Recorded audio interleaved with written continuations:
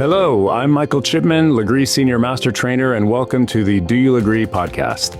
Each episode, you'll meet the people behind the Lagree method, the studio owners, trainers, founders, and experts who share how they discovered Lagree and the moment they knew they wanted to bring it to their communities. We'll talk about the rewards and challenges of building a business and community around this powerful fitness method and the lessons learned along the way. Now, let's get to today's episode. Hello, everybody. Welcome back to Do You Lagree, episode 5. I'm Michael Chipman. I'm so happy to be here, and I'm really excited to be interviewing two new studio owners that I've actually never met in person, but they are the co-owners of Framework Studios in Berlin. And I was introduced to them by an amazing trainer named Ben Jones, who I certified in Barcelona at the Reform U studio. And I was so impressed with Ben and how strong he was, how focused he was. He doesn't break. He just stays in the exercises. He sweats. He is so strong and was clearly an amazing practitioner of the Lagree method and super passionate about what he did. And so when he suggested that I interview these two amazing studio owners, I was really excited to get the chance to talk to them.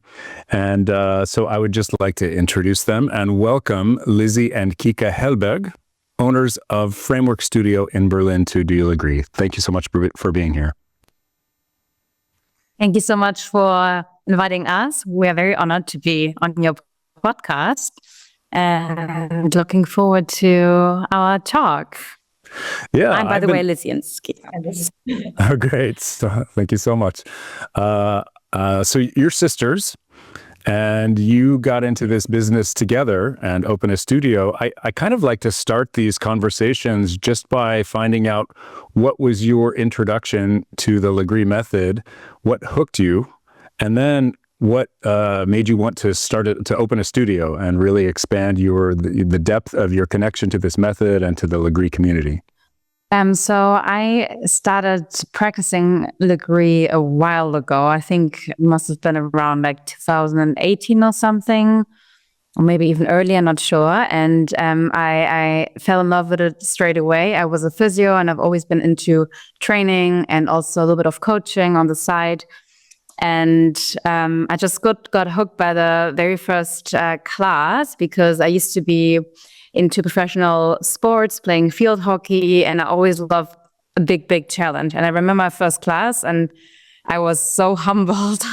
It was so hard that I was like, I want to do this. I want to get better at this. So it really, got me hooked from the first session. And then I decided to become a trainer and also teach others alongside my full-time job.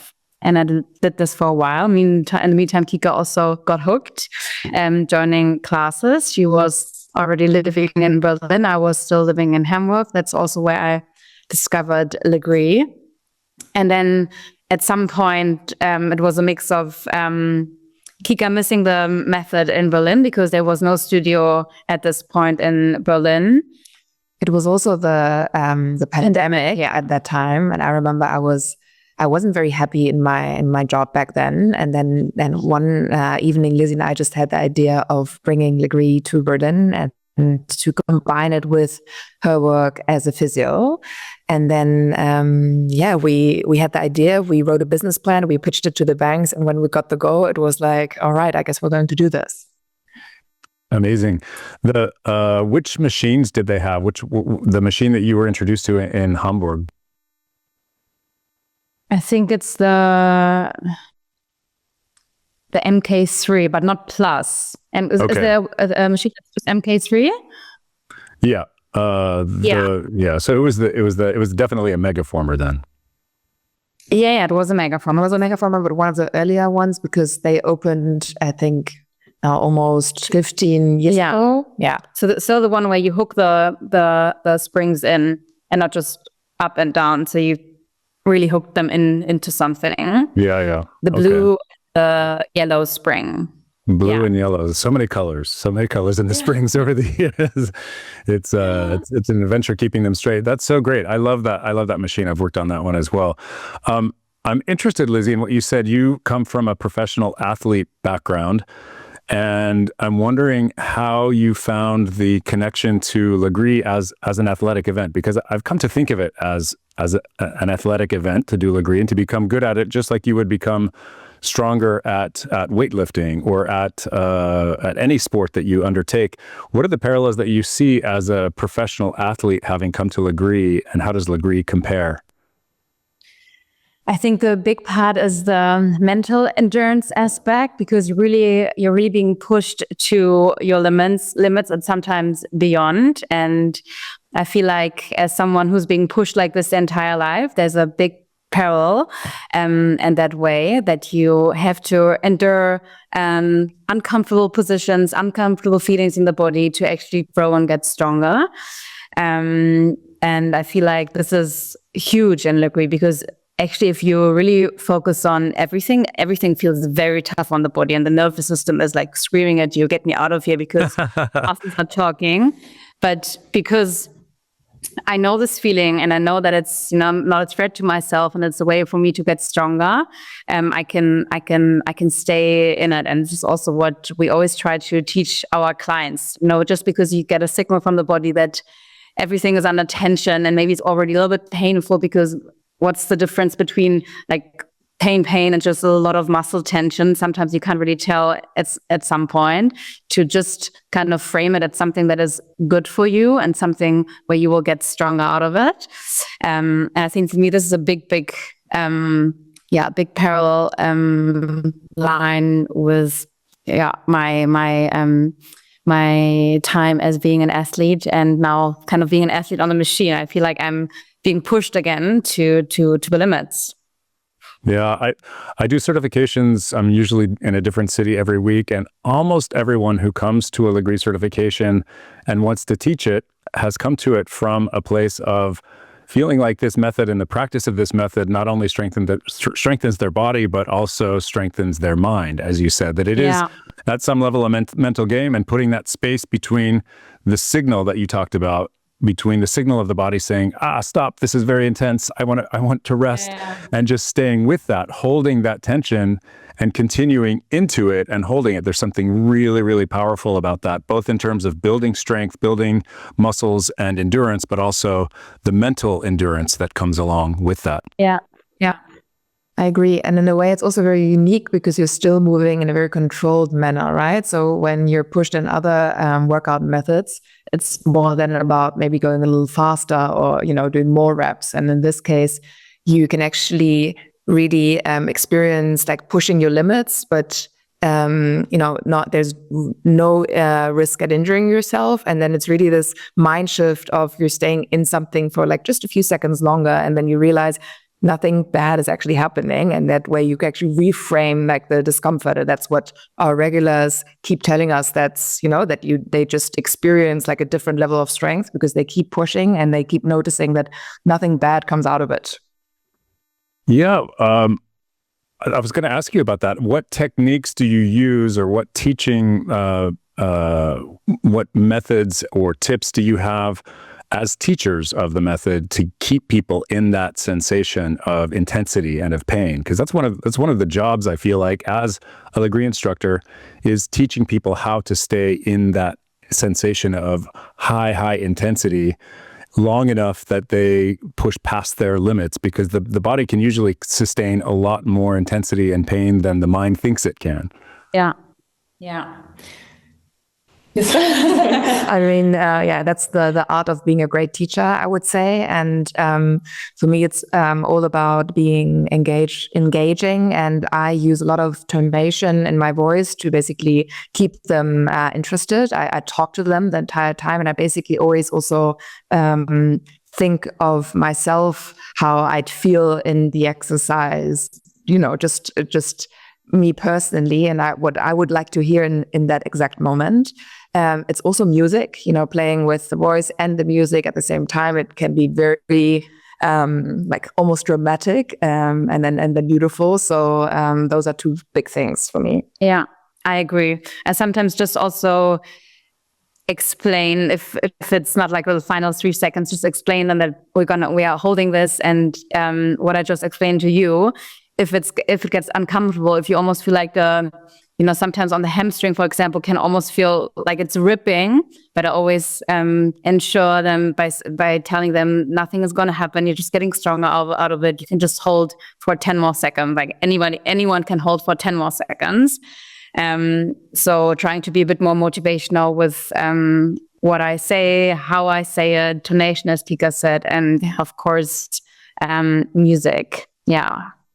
So important. And I get the sense that you both practice Lagree consistently as well, because otherwise you couldn't talk about it from an inside out point of view and know how it feels in your body and know how to talk to people about the sensations unless you were practicing it on a regular basis. Yes? I think we do it a lot. We try to do it in a lot of classes. And I think this is very important to know how something feels, also to know how a sequence feels, this exercise first or this exercise last, because it can really change how it feels on your body. And I can always tell if someone knows what they teach, or maybe they've practiced that sequence already before. Because if someone says you're going to feel it there, but actually I'm feeling it in a way different place, this doesn't keep me in. If the person says you're going to exactly and it's exactly right, then I'm like, okay, this person knows that I'm supposed to feel it here and it's safe for me to stay in here, so I'm going to stay there. And I think this is very important that as a trainer that you know how it feels on the body. Yeah, I always tell people the best trainers are the ones who practice the method on a regular basis. Because you can't teach something you don't know, and if you haven't done it, if you haven't felt it in your body, how can you possibly teach it? Yeah. Same thing. If someone it's super hard now, but you're like, actually, it's fine at this point. It's the same thing, just reversed in a way. So I always find it very, very nice if someone knows exactly at what point of a class or of a move something gets hard, and then gives you this little pickup moment.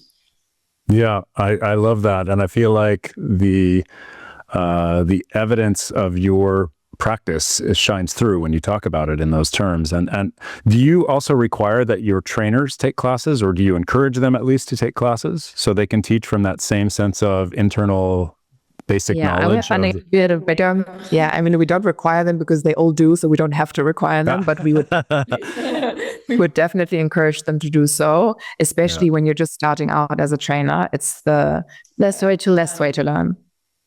Yeah.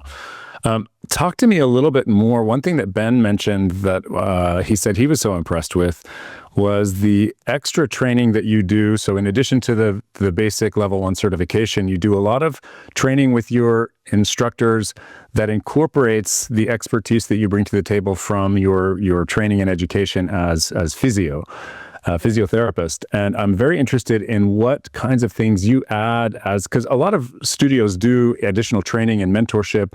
What are the things that you bring to the table that you think are extra important for your trainers to know from your background as a physiotherapist? And I just want to say also that officially, Lagree is not a method for rehabilitation. We're very clear about that. We're fitness instructors, and we don't pretend to be physiotherapists. So that has to be stipulated at first. But you happen to actually be a physiotherapist.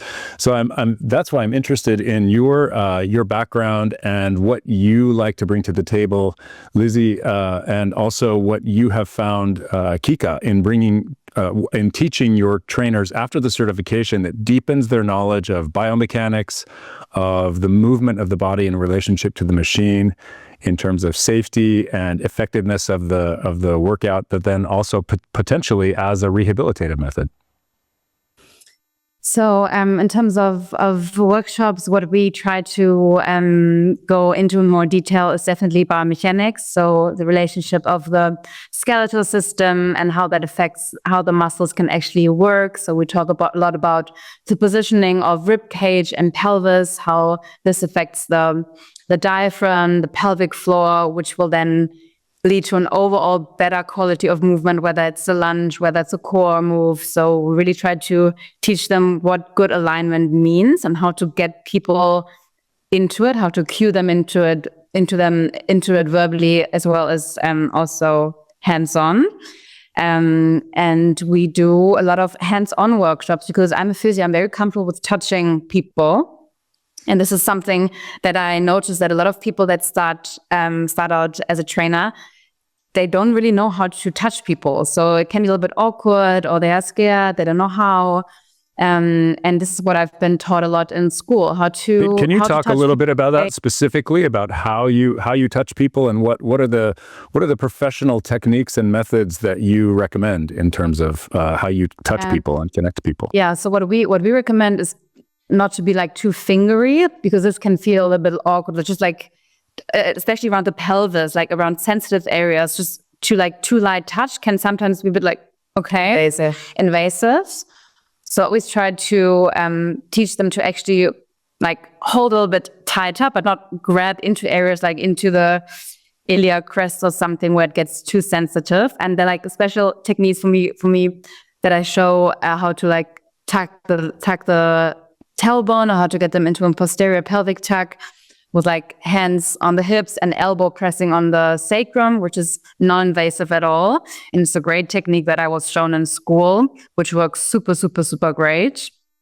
Same thing with the shoulders. If you want to lift someone, a bit out of the shoulders, a bit more into a protracted shoulder position, how to do it, not like super, super fingery. So it feels almost very intimate on the boob. So a bit more below, where you can feel the lats and you pull them up. So just as an example, how we teach them that, and also where it makes more sense to hands-on correct, or where it's maybe a little bit too much, because sometimes in a very unstable lunge and you try to correct a person, sometimes it can throw someone off balance. So those are the things we kind of go through, like where it makes sense to be more verbal, where it makes more sense to be hands-on, and then how to also do it hands-on. And we find this very helpful, and the clients, the trainers, are very thankful for that, because they always tell us, especially men sometimes, that they don't know how to touch women. And we always ask upfront in the class if everybody feels comfortable to be hands-on corrected, just to be on the safe side. And if someone doesn't want to, they let us know. But this is the feedback that we also get from the clients. They can really tell that we correct, because this is tough in a group class format, to also to scan in the room what you can do, and what timing also, and what moment of a move. And yeah, those are the things we focus on in terms of the workshops. Wanted to say. Oh my God, I would love to see. Do you have any videos that we could link in the description of these podcasts of corrections or techniques, methods because I feel like doing corrections in class is such an important technique and method, and I feel like we don't have. We don't talk about it enough in terms of very specific ideas and techniques about how to touch people in a way that's non-invasive, but also very effective in terms of the very common corrections: knee to ankle alignment, hip rotation, external rotation of the knee, dropping into the chest, protracting the chest. How do you touch people in a way that doesn't feel invasive, but that also is very, very effective? And if you have any videos that we could link to this podcast, that would be great. Do you have stuff like that? We don't have an exact video on that, but I guess you've just given us an idea that yes. we can produce that content.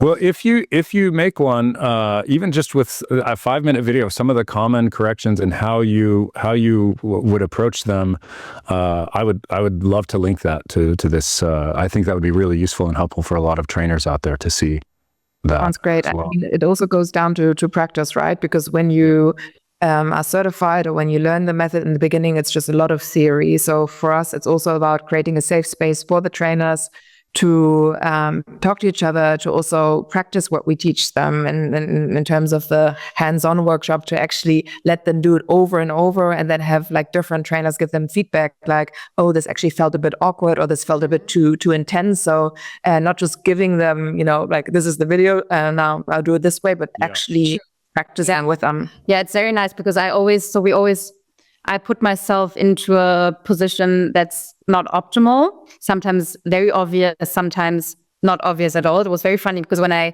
was kind of practicing for the workshop, I took videos of myself where I put myself in my personal feeling, very bad alignment, like in a kneeling plank hold or in a full plank. And then I looked at the video and it looked great. It didn't look that bad, but I was really I was really collapsing for my taste in my shoulders, in my lower back. So I felt it not in the places I was supposed to feel it. And this also showed me that sometimes, it looks good, but it's actually not in the optimal position that the person could be in. So that's also what I do in class. I go to every single person and just see if I can get them maybe a little bit into a better position. And sometimes there's a lot more range that you all of a sudden get them to explore, even though just from the first view it looked all fine.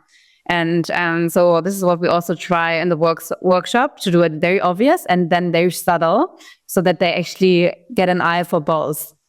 Yeah. And I mean, everybody likes to be almost everybody likes to be hands-on corrected. So that's something that we try to tell our trainers as well, that, it will affect the way that clients perceive their classes if they always just try, touching everybody once in class. And obviously this is difficult and you don't have to do it in every class, but it's just something that you can like strive for. I tell people all the time, I'm a senior master trainer and I need correction. So if I'm in your class and you see me out of alignment, please come correct. Because when you're in your body, when you're focused on the moves, you can't see exactly what's happening. And so anyone at any level, I feel like, who wants to be really good at Lagree should welcome the physical hands-on corrections. I love it when someone helps me find a little bit more detail, a little bit more effectiveness in every move. And I think that would be a really useful, helpful thing if you produce something like that. And so yeah, keep me posted if you do. I would love to link to that.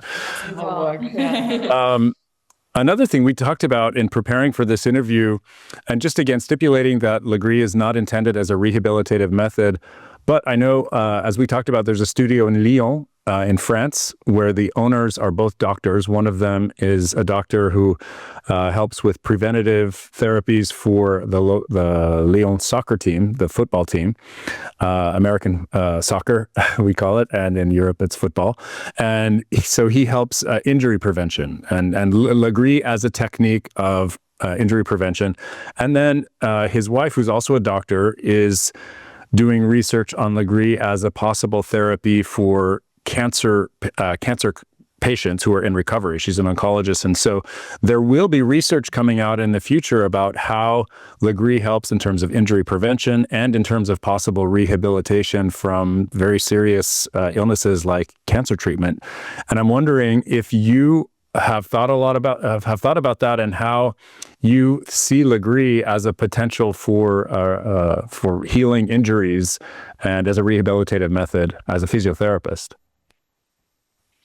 I mean, I use it a lot, and we also get the feedback from clients that told us that they have this and this type of injury. They do Lagree regularly, and then all of a sudden, the pain, the aches are gone. And I think the reason for this is because it's so precise in terms of alignment and how you basically move in and out of a motion, how you load the body, how you stack the joints, stack the bones on top of each other, that your muscles can just work in a optimal range of motion, and always getting that big range of motion in, so that you really get the whole mobility in as well as the strength at the same time. And what I feel like with people that are injured, they feel very safe because it's a very safe setting. There's no speed at this point. So even if they do something that is a bit more speedy, like soccer or any like more explosive sport. At this point of rehab, when they maybe have just been injured, they can really work on their strength without having to worry about, injuring or re-injuring. And then they can slowly load up. And I feel like sometimes people don't realize how much they are strength training because it's a little bit hidden with the springs.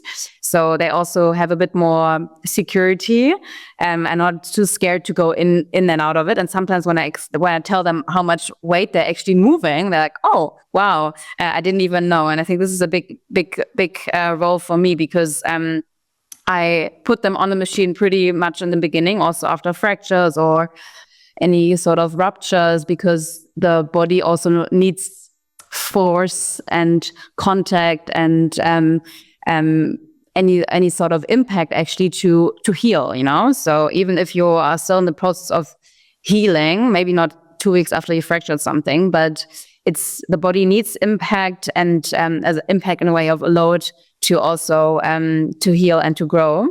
And this is why I love it, because it shows people or it helps people to load up again in positions they've probably been trying to avoid or couldn't go into for a long time. And then you have the option to slowly build up on that. So, duration, especially tempo, and the principles that we use from strength training. And then you basically build a very solid foundation. And then you can also build up on that again, depending what's your goal. If you want to become a runner again, or if you want to go back on the field, of course, you have to be then eventually also get a bit more specific in terms of your return to play or return to run. But I feel like Lagree is a very solid foundation because it really shows people how to align, stack, and load the body in a way that is very healthy. And so it's not a matter of changing or adapting the method. You use the actual Lagree method, the standard practices, the standard exercises, and the way that we teach it generally. Yeah. Has a therapeutic and rehabilitative effect. Yeah. For me, rehab is not easy, like an easy thing. The clients that come to me, of course, it's always about progressing and also where you came from. But rehab should never be easy. Rehab should really challenge the body, because the reason why people get injured is because there's a discrepancy between load and loadability. So the loadability of the structures is not high, so we need to increase it so the load actually matches the loadability. And the only thing we can do this is to load the people.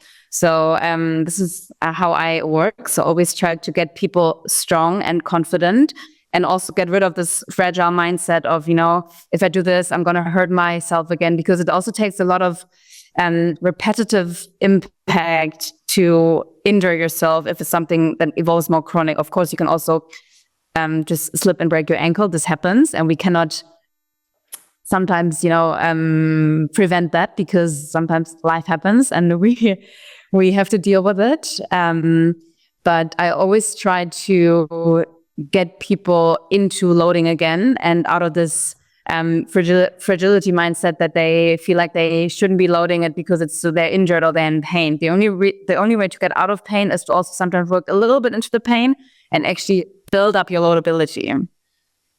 Amazing. So it sounds to me, I'm not a physiotherapist, I'm not trained in this field at all, but it sounds to me like the principles of the variable tension of the springs, like you said, that hides some of the intensity of what we do on the machine, and then the slow pace and the concepts of the catabolic effect of degrading and breaking down muscle fibers at the molecular level, and then allowing the body to recover is actually part of the healing process that you would use in parallel as a physiotherapist to help people recover from injuries in the same way that we do in just building muscle as fitness trainers. Yeah, 100%. And because of the slowness really helps, because you can really tell also people where to, for example, push into on the foot to feel, let's say, certain parts of the hip or the knee or the surrounding muscles around those joints. So it really helps people to also feel this connection, because if people get injured, they're very disconnected to their structures. And they sometimes don't really know anymore what it actually feels like to, let's say, load a knee, load a hip, because they've been avoiding it due to pain. So this whole setting of, moving slow, hidden tension, allows them to actually move into positions they have been avoiding for a long time. And then they have the chance to slowly build up and increase the loadability. So I kind of want to get into the nitty-gritty of this. So could you give me some examples of exercises that you would use specifically to help someone who's maybe recovering from an injury, a knee injury or lower back or whatever? What are some examples that come to mind of specific exercises that you would use to target specific kinds of recovery? Let's take, for example, knee pain or any knee injury. People have problems bending the knee, loading the quads. And this is where I love to play around with any sort of lunge and putting them in an isometric position for a swing position and feeling into the body what it actually feels like to apply under the foot, to actually feel your quads starting to fire, feel your hamstrings starting to fire, your glutes starting to fire.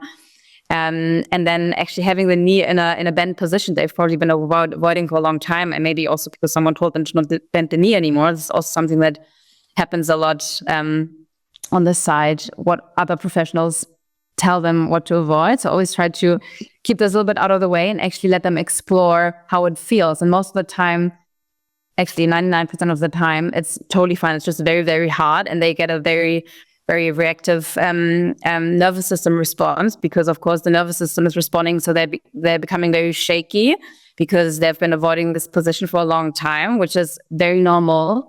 And at this point, just a neuromuscular response.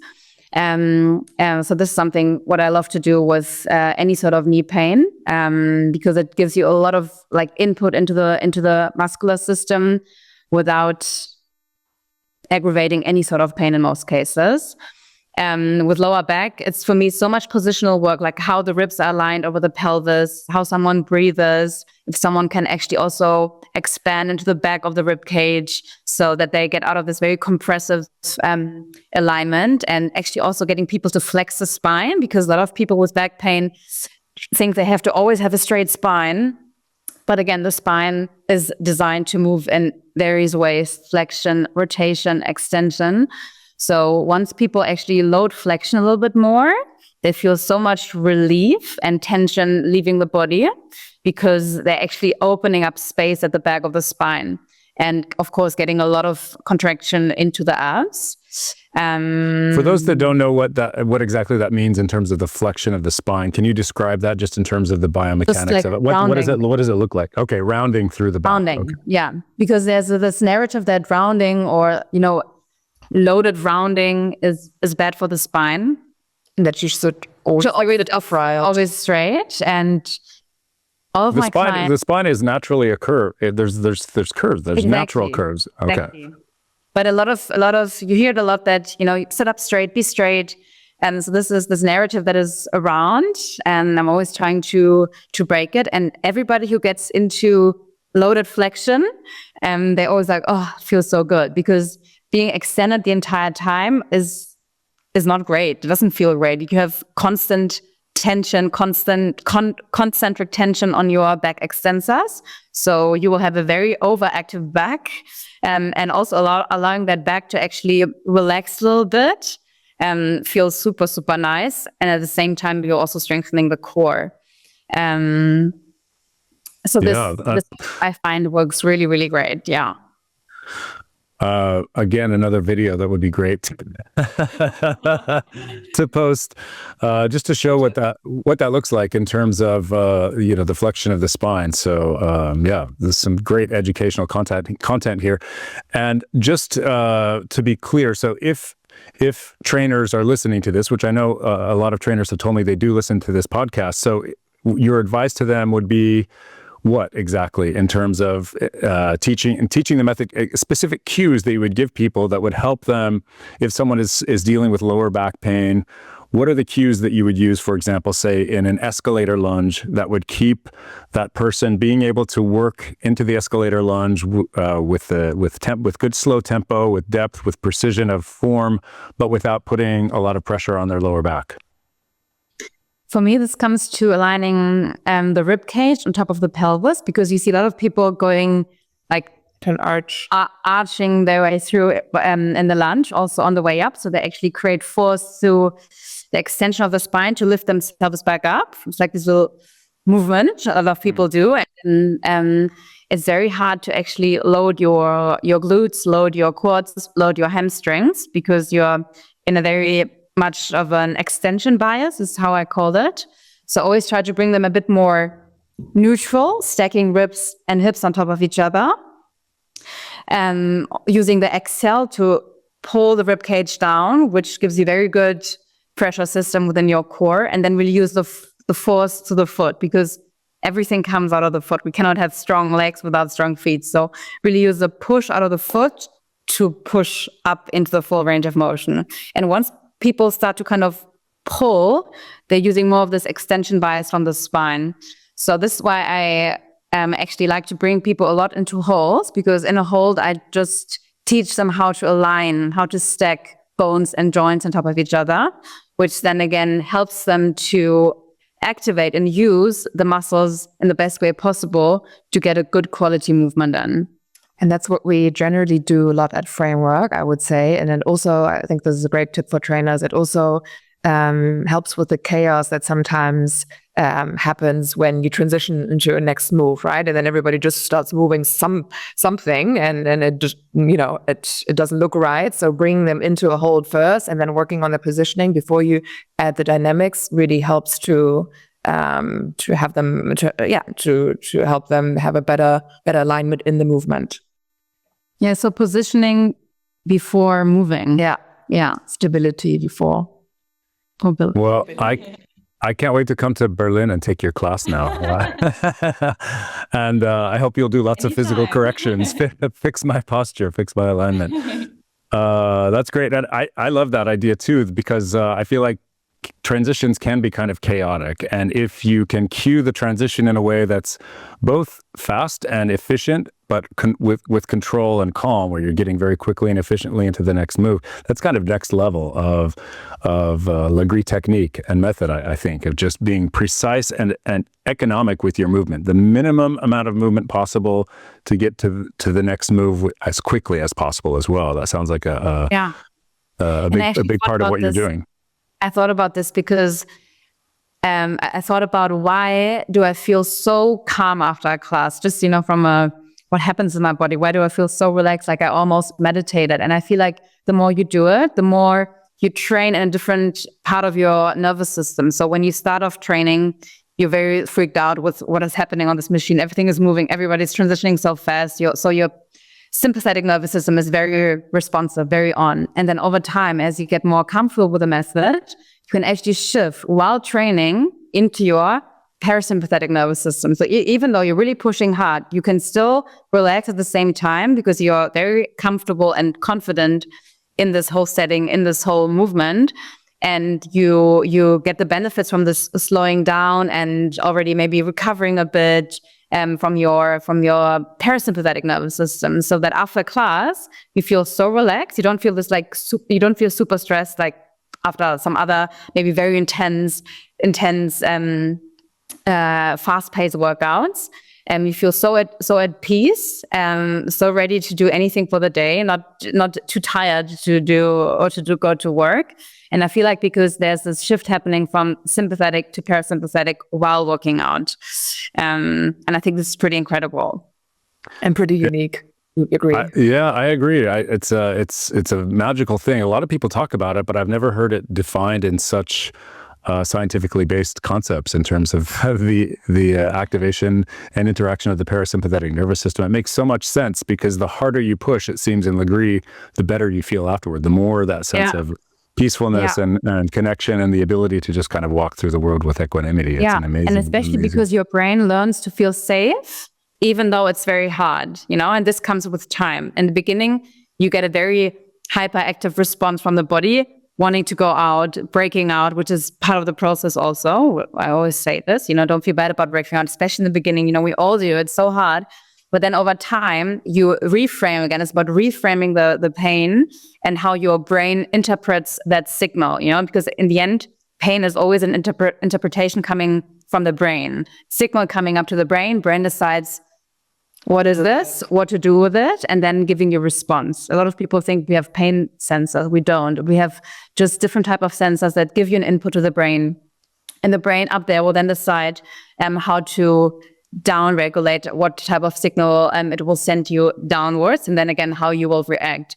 And I think because over time you learn how to reframe that and just basically accept that it's actually good, you have the slowing down effect because your whole body feels safe because of the interpretation that happens in the central nervous system.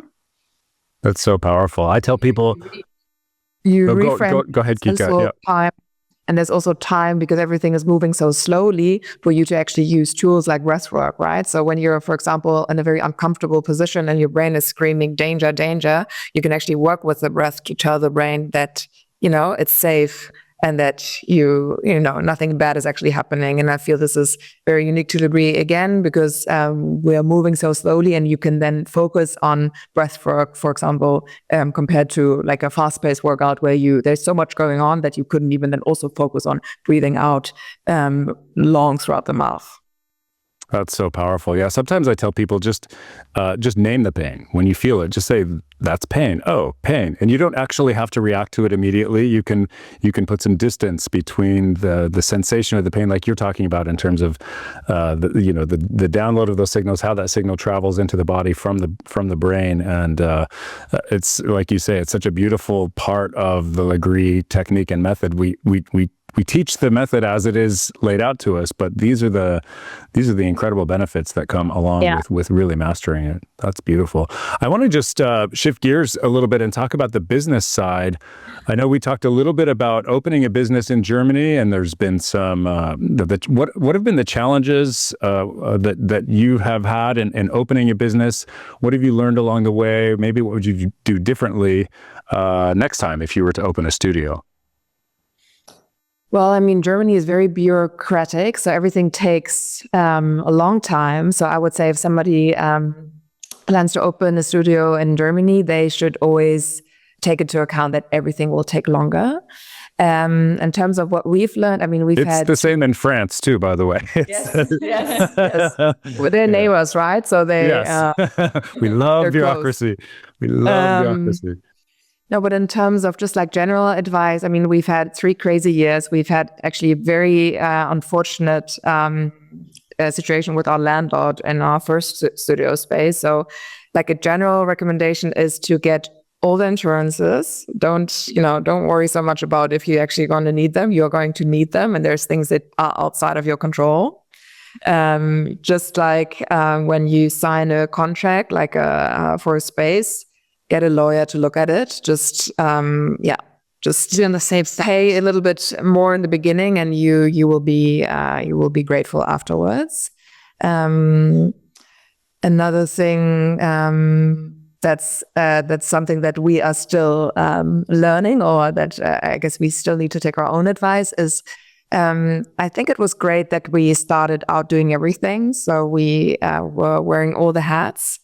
But I think at some point you need to just accept that you need support. So to get people on the team that can help you with certain things where you may be missing expertise or where they're better at the job. And what I listened to your previous podcast with Shawnee. She also certified us, by the way. So. Nice. And I love that she brought up the acoustic, because I find this so important. And again, this really comes down for me to having a good experience or a great experience, because the sound can make such a big difference how you perceive a class. And especially also with what she said, with all the narrows, you have all this reflection. So sometimes the sound can be almost disturbing in a way that you maybe can't even get into the workout because it's just too much noise. Again, talking about nervous system, meditation, that it stops you from actually getting into this like calm state of mind because it's too uncomfortable for the ears. And this is something we've been taking into the account from the first studio to really check the acoustics, see what we can do with it. Yeah. Also getting feedback from clients that told us, it's not too great. And we're like, oh my God, okay. We're going to work on that. And I mean, with all the like beautiful studio spaces opening up, you see a lot of amazing aesthetics. But I would say like a general tip is also to always look at the studio in terms of form should follow function. So even if you find a studio that looks beautifully, always think about how you would lay it out. How would the customer journey start? How would it actually work also in terms of sometimes studios have like a check-in area that is in the same room as the classroom. And then if you have classes back to back, there's actually the noise of the new clients arriving. So things actually to think it through, to really be like, okay, how would a client arrive in the space and how would they walk through the space? So this is something that we've also learned over time, because now we've basically opened the third studio, having to close the first, having 2 studios now. We've learned so much throughout the entire process. Yeah, this is very true. And I remember that I wrote this down one time and I felt so stupid. I was like, why am I doing this? Client walks in, client goes to the counter. But then I realized, oh my God, there's so many things that could make this experience better or worse or shittier. And you really think about those small details. So I think this is also a huge one. I love that advice of just putting yourself in the shoes of the client, starting outside the building, walking in. What do you want to see? What do you want to hear? What do you want to smell? What do you want to feel like? What does the space feel like? The light is so important. What is the light like? Yeah, so much. And then all the way through to checking in to, is there a cafe? Is there a waiting room? Are there nice couches? Are there nice chairs? Is there a dressing room? And then walking into the space, getting onto the machines. How do the machines feel? Is there are there space between the machines? Just every aspect of it, right to the very end when they walk out. I love that. That's a great word of advice to just have people think through the entire experience and design accordingly. Like what would their ideal be? I know you talked about, as well when we were getting ready for this interview about copycats, that it's an issue in Berlin, and I'm wondering if you can just talk a little bit about what that has, what the challenges are of being in a city that has copycats, and how you differentiate yourself in terms of what else is being offered out there in the marketplace. I mean, the copycats have just arrived, I would say, and also Okay. still very new to the city. I mean, we were the first studio that opened 3 years ago, and now there's another studio that has 2 studios in Berlin, but Lagree is also just arriving in Berlin, and there's like a copycat from the same founders of Rocycle that I think they have opened up a week ago. So it's all very, very new. And I'd say because we, as Framework, and also Lagree in general, is such a special method that focuses on quality. It's hard to actually beat that experience, especially when the copycats focus on bringing in many people at the same time. So we are actually we are not so stressed about it, because we know what we offer, and we know that clients also appreciate that. And it's I would say it's actually hard to copy what we offer exactly. Mm. I love that. The workshops is how we try to get the team to be on the best level. So focusing on what we're good at and getting better at that, and not focusing, on what others are doing. I think this is the best way to stay at that level which we are at this point. There will always be competition, whether it's another studio or copycat. But I think if you focus on yourself, on growing constantly, and not basically being worried or blaming others too much for what they are doing, I think this will lead you in the wrong direction. And I mean, this is what my business friends always tell me, that competition is good and that it will help the business. And we've actually learned this, because when we opened up in 2023, I think 3 months later, another Lagree studio opened, and it actually helped us a lot to just spread the message, because we always think everybody knows Lagree, but really a lot of people still don't really know what it is. I always say the more the merrier, bring it like the more we have Lagree, the more people know about it, the better it is. As long as all the Lagree studios are staying true to the method and giving people the kind of high quality teaching and workout experience that it sounds like you're giving people. And it seems to me like the quality of your teaching, the detail with which you guide the exercises and the method that's the thing that separates you, that separates you from the rest. And like you said, you don't really need to be worried about the competition when you're really that deeply invested in the quality of what you're offering to people. Exactly. Yeah.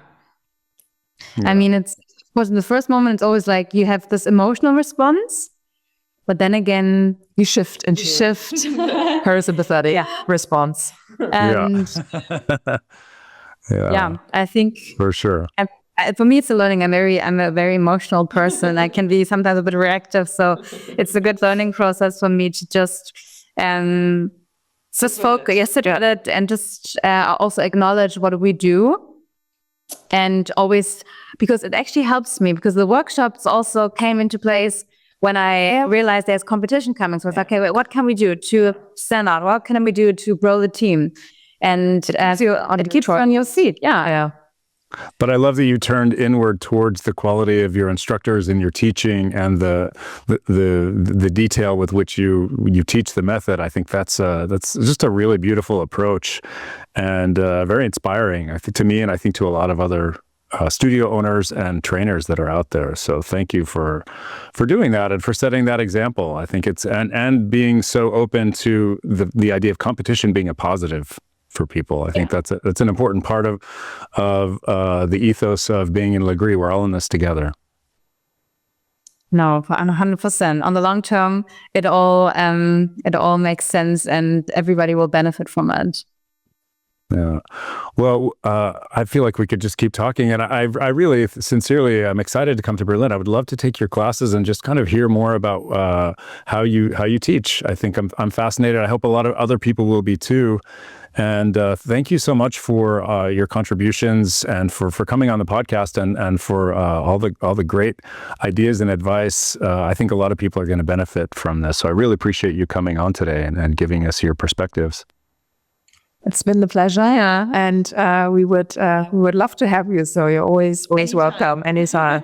Yeah, it's not a long flight. It's at about an hour and a half. So it's very short. Yeah, so no excuses. No excuses. I'll be there. So hopefully sometime this year. Well, thank you so much. Please say hi to Ben as well, and all the best to you. Thanks again, and best wishes, and thanks again for coming on this podcast. Thanks, Bye-bye. Auf Wiedersehen. Ciao. Thank you for joining me for this episode of Do You Lagree? I hope you enjoyed it as much as I did. If so, please like, subscribe, and share. If you'd like to take your Lagree practice or teaching further, check out my book, 400 Lagree Routines, at chipmanlagree.com and on Amazon Kindle. There you'll find hundreds of classic full body, upper body, and lower body sequences to keep your workouts challenging and inspiring for many weeks to come. And please do connect with me on social media and my website for more conversations, tips, and upcoming episodes. And if you're enjoying the podcast, leaving a review is a great way to help others discover it. Until next time, be well, be strong, and keep shaking.